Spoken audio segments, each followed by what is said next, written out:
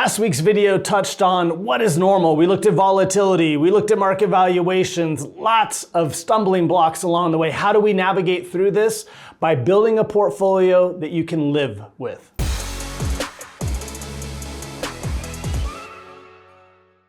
When we at 10 Capital say we're going to build a portfolio you can live with, that is an acronym. Many of you have probably heard it before. If you haven't, it stands for liquidity, income, volatility, and expected return. So kind of the four main toggles, goals, needs that people may have for their portfolio or their broader financial plan at any given point in time. And they all need to be addressed.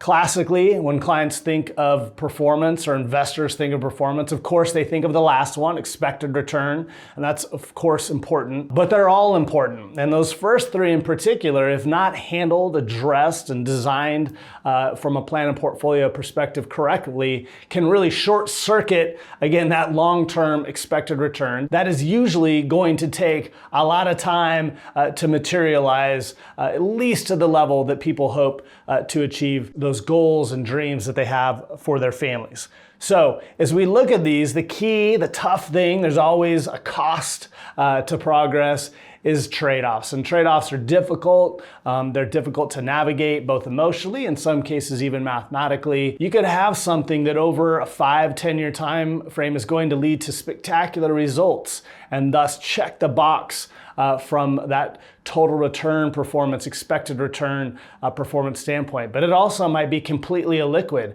something that you can't access. And so if your money's tied up in that, and then you need liquidity to address some kind of a short-term need or a big goal in that time frame, well, then it's not performing how you need it, because what you need it to do is to be accessible. Usually some balance of all four is there. That's why the team here at 10 Capital puts so much work into designing portfolios and plans that are customized. They also come in, as I alluded to, very importantly, when it comes to addressing those questions of normality, those questions of expectations around volatility, navigating it, having something that lets you know that that volatility, again, is not going to be fatal, is not going to keep you from addressing a short-term need, and at the same time isn't going to short-circuit you from hitting that long-term goal. Let's go through them and really, again, what are those key components specifically from an underlying issue standpoint that they seek to address. So first, why liquidity? Liquidity is just that ability to easily access your money, and most of the time, well, at least when we're thinking about it, access it without any kind of significant drawdown. That if we're counting on our $100 being there, the $100, or at least 99.9 cents of it, is somewhere still there. Why is that so important? Well, needs sometimes are identifiable, a certain goal, a home, a car, a trip that might be coming up. And other times it could just be for the unexpected, a layoff, something that you didn't foresee needing or wanting that suddenly comes into view. And so we need to, again, address that needs. Anytime we can trigger that scarcity mindset is going to lead to problems. So we want people to have confidence that, hey, best as we can reasonably project, there's a good amount of money that's going to be accessible.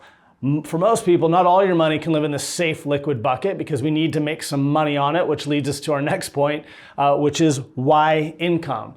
For most of us, we have some form of a lifestyle that doesn't need fancy trips and watches. It could just mean the ability to feed our families, clothe our families, shelter our families, but some kind of a need. And particularly for those in retirement, where's that money going to come from when there's no longer a paycheck? And so making sure we design a portfolio to address that, to enable you to continue to live the life you want without having to worry about market fluctuations is, again, critical and so important to any plan's success. The reason it's so important to any plan's success, again, is if you can't generate just enough cash flow and you're forced to sell off part of your portfolio during those periods of volatility, of course, because things are down, you're selling more than ever. And that calls into question the longevity, how long your money will last within your portfolio. If you'd like to see more on this, you can do a quick Google search for sequence of returns risk. It'll speak to it very eloquently. And again, we have things here at 10 Capital that we've designed to mitigate that very danger. Third is why volatility? Why address volatility. We told you last week, volatility is very normal. Almost every year comes with some kind of a significant drawdown. The historic average in the S&P is 14.6% over the last 45 years. So how do we mitigate that, and why do we need to mitigate it? Well, we need to mitigate it because if our emotions get too ramped up, and plenty of studies have been done showing that we all kind of have our breaking point.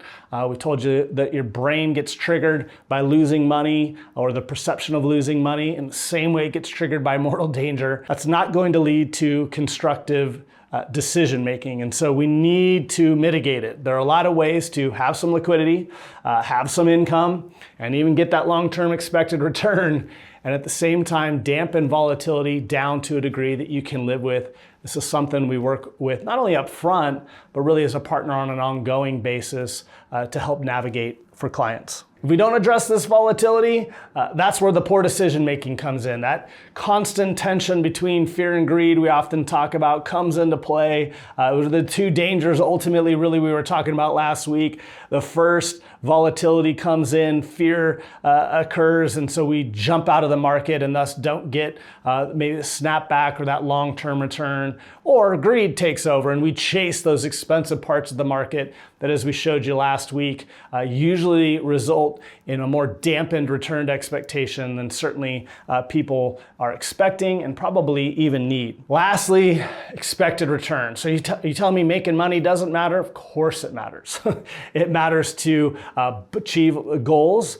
Growing one's wealth over time is certainly the goal for most investors, to achieve many of the dreams and expectations that they have for themselves and their families over time. It's even necessary from the erosive impacts of inflation. And so making sure that, again, you put all your money in the proverbial tin box, it's not going to really keep up with ultimately how we would define a protection of principal, which is your purchasing power. It's getting eroded all the time. And so that capital appreciation's critical, but much like, as we've used the analogy before, wanting to have the scoreboard reflect a certain score at the end of the game is absolutely important. We want to win the game.